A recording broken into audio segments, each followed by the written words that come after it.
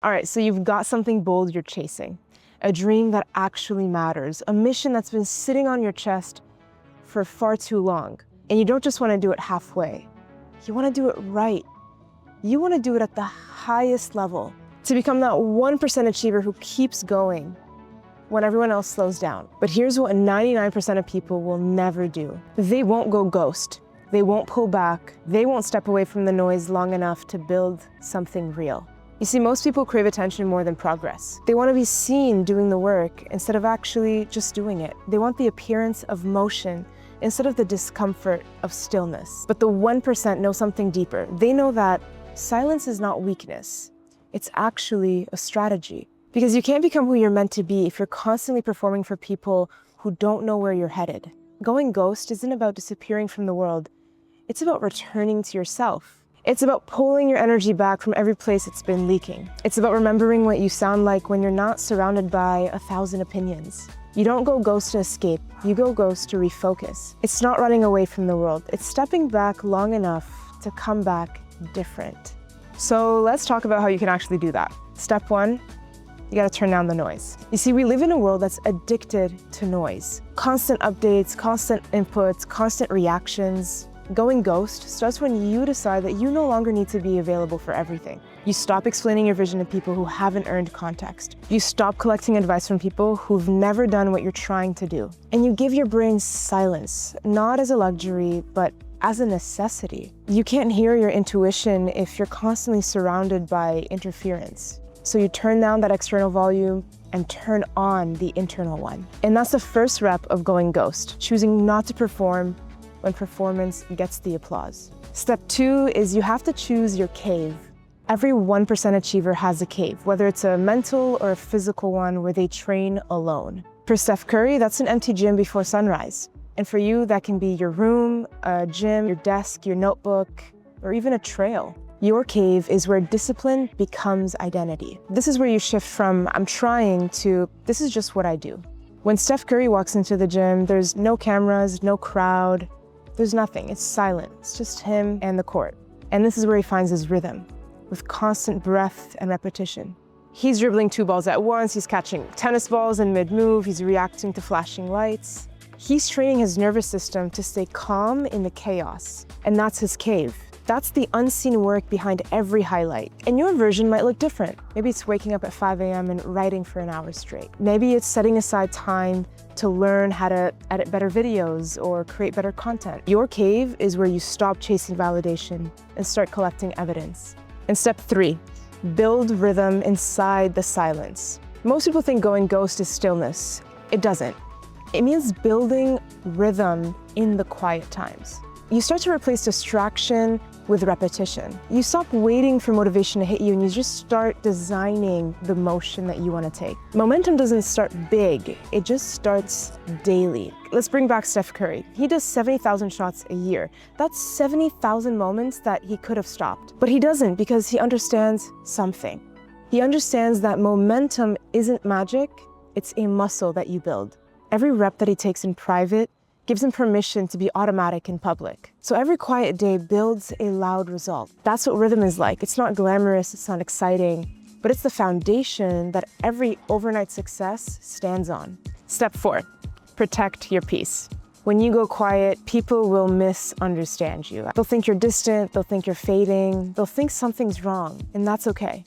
They're not supposed to understand your silence because it's not for them, it's for you. When you start going ghost, you'll start to realize how many people relied on your noise to feel comfortable. They liked the version of you that was always available, always scrolling, always proving. And the moment you pull your energy back, it'll trigger them because it exposes where they're not disciplined yet.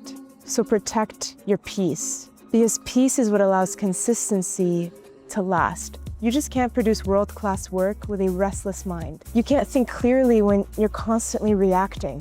You go ghost to rebuild that inner quiet, and from that quiet, you move with precision again. And 5, re-enter with purpose. Going ghost is not a forever thing, it's just a reset. It's the off-season before the championship. And when you re-emerge, you do it with intention, and not because you miss attention, but because you built something worth showing. That's the difference between hiding and healing. Hiding avoids the world. Healing rebuilds it. When you come back from your cave, people should feel the difference. Not because you say it, but because your energy has weight now. Because you've put in the reps that make you walk differently, speak differently, and lead differently. You don't re-enter for applause. You re-enter with alignment. Look at Steph Curry. Every offseason, he disappears. No interviews, no headlines, just repetition.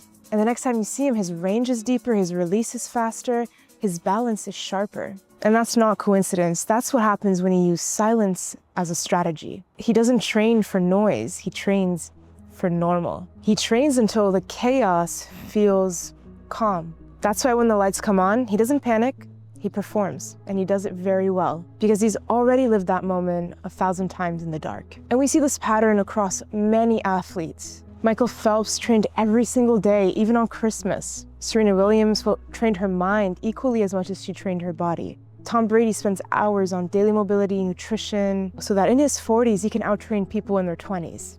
And they all have one thing in common, and that is that they respect the 99%. They understand that their greatness is built in moments that nobody sees. They disappear to become. And here's the truth that nobody likes to hear. You can't keep one foot in the noise and still expect clarity. You can't be obsessed with being noticed and still grow in peace. You can't serve two masters, one that wants applause and the other that demands focus. Going ghost is your decision to stop negotiating with distractions. It's choosing depth over dopamine, and it's hard because the world doesn't reward silence, it rewards visibility. But I'm telling you, visibility without an identity is a trap. You become everything that they want and nothing that you need. When you go ghost, you give yourself the permission to find your center again. This is where confidence is built. And confidence doesn't come from hype, it comes from evidence. It comes from knowing that you've kept promises to yourself that no one else saw. It's quiet, grounded certainty, not loud and temporary highs. When you go ghost, you stop trying to look confident and start becoming capable. You build a private track record that doesn't need validation to exist. And that's why the 1% seem untouchable, not because they're special, but because they've done the work long enough where belief became a muscle memory.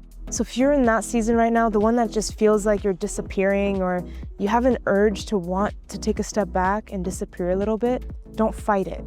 Just stay there. This is where you rebuild your foundation. And you're not behind. You're just off grid. You're doing the work that requires you to go to that next level.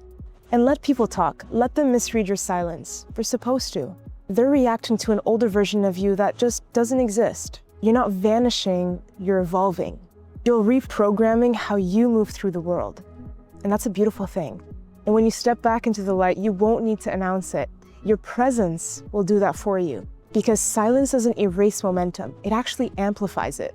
Every quiet rep you do stacks energy. Every disciplined day compounds your belief. Every hour you spend in your cave becomes the reason why your work lands differently when it's released. The world will call it luck, but you'll know the truth. The 99% they never saw. So turn down the noise, find your cave, build your rhythm, protect your peace, and come back when you've built something that doesn't need to be defended. Because the 99% will keep you chasing visibility, but the 1%, they're too busy becoming undeniable. When they finally show up, they don't have to prove anything. They just move differently because they've earned that stillness. And so will you. That's the power of going ghost. That's the weight of the 99% that you will never see. And that's what makes you bold.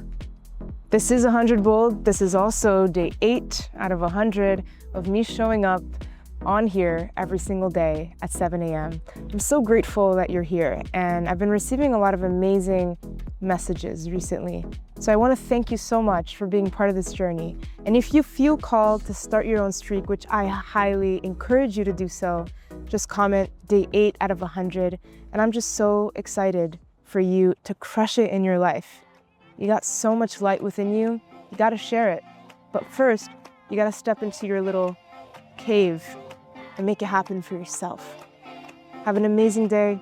I'll see you tomorrow at 7 a.m. Bye.